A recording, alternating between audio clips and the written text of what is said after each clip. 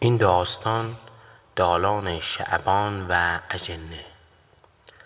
در دل روستای آبرود جایی پنهان میان تپه‌های سنگی و باغ‌های انگور دالانی تاریک و کهنه بود به نام دالان شعبان. سالها بود که هیچ کس جرأت نمی کرد شب هنگام از کنار آن بگذرد.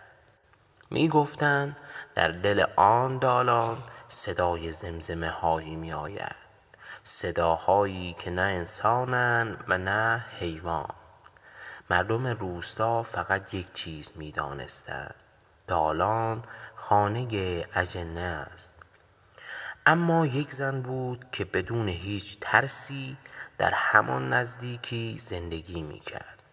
زنی کهنه پوش با موهای سفید و چشمهایی نگران به نام سلودر.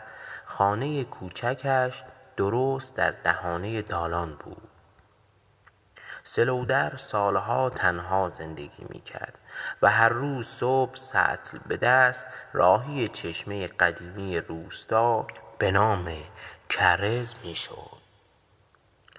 چشمه‌ای که صدای شرشر آبش ترس دالان را کمی آرام تر می کرد. اما نکته عجیب این بود هر روز یکی از بچه‌های روستا با او به چشمه می رفتند و بعد از آن تا چند روز ناپدید می شدند. بچه‌ها که برمی گشتند ساکت تر بودند و چشمهایشان درخشان تر بود. دیگر از چیزی نمی ترسیدند. انگار چیزی دیده بودند که زبانشان از گفتنش عاجز بود. یکی از همین بچه‌ها به نام سدرزا، پسرکی باهوش، تیزبین و کنجکاو، وقتی نوبت او شد که با سلودر به چشمه برود، مادرش زیر لب دعا می‌خواند و پدرش دستی به سرش کشید، انگار که آخرین بار است که او را می‌بیند. در مسیر سلودر آرام با سدرزا حرف می‌زد. صدایش خش‌دار و سنگین بود. وقتی به چشمه رسید، به جای برداشتن آب سلودر سطل را کنار گذاشت و گفت وقتش حقیقت را ببینی.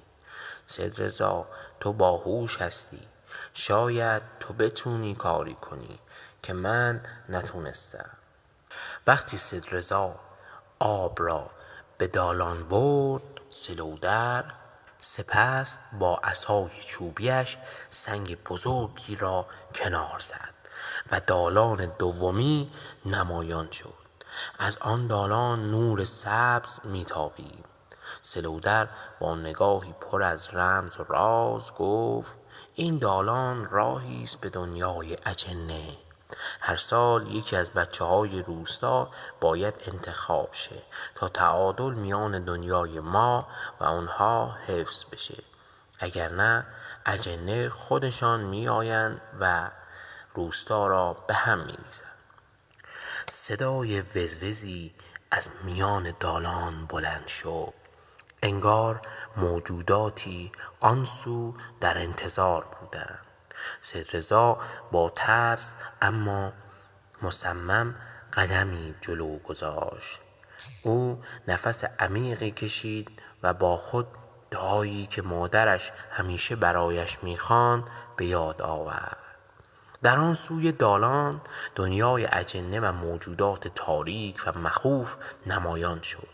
اجنه ها با چشمهایی درخشان و شیاطین سرخ پوش به سوی سدرزا حمله کردند.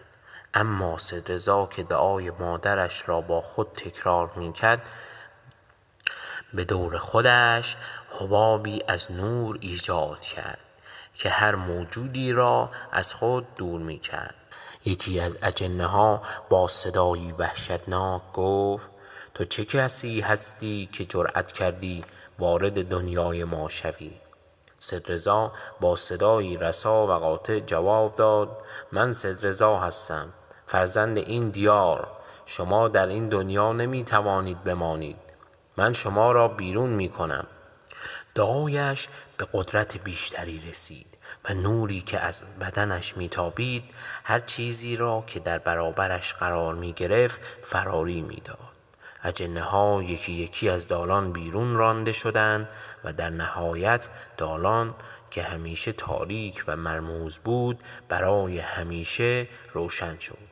وقتی صدرضا برگشت، سلودر در دهانه دالان ایستاده بود و به او لبخند میزد. تو دنیای ما رو نجات دادی. صدرضا، از این به بعد هیچ چیز نمیتواند اینجا را تهدید کند. دالان شعبان دیگر هرگز ترسناک نبود. نوری طلایی از دل آن میتابید و چشمه‌ای که روزی نشانه‌ای از ترس بود حالا منبع روشنایی و آرامش بود. از آن پس هیچ کودکی ناپدید نشد و مردم روستا به سیدرضا افتخار می‌کردند. سلودر نیز دیگر هیچگاه تنها نبود و دالان همیشه روشن می‌ماند. تا داستان‌های بعدی، خدا یار و نگهدارتان.